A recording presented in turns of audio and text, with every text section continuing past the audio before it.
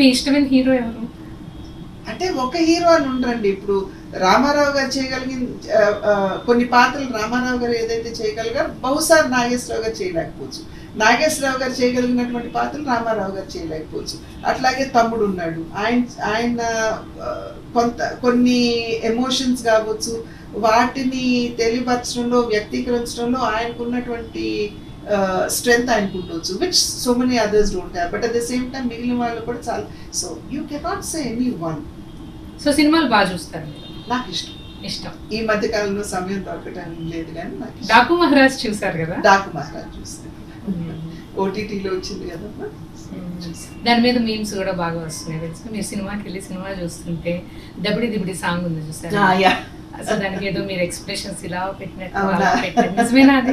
ఏమో నాకు ఎక్స్ప్రెషన్స్ నేను ఎలా పెట్టానో నాకు తెలియదు కానీ సరే సాంగ్ చూసి మీ ఒపీనియన్ చెప్పండి.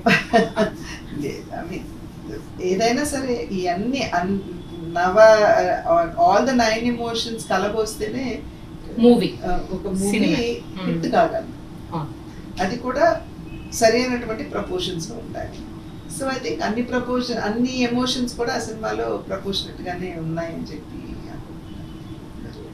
ఆ రోజు ఐ థింక్ పండుగ ఫ్యామిలీ అందరం కలిసి చూస్తాం.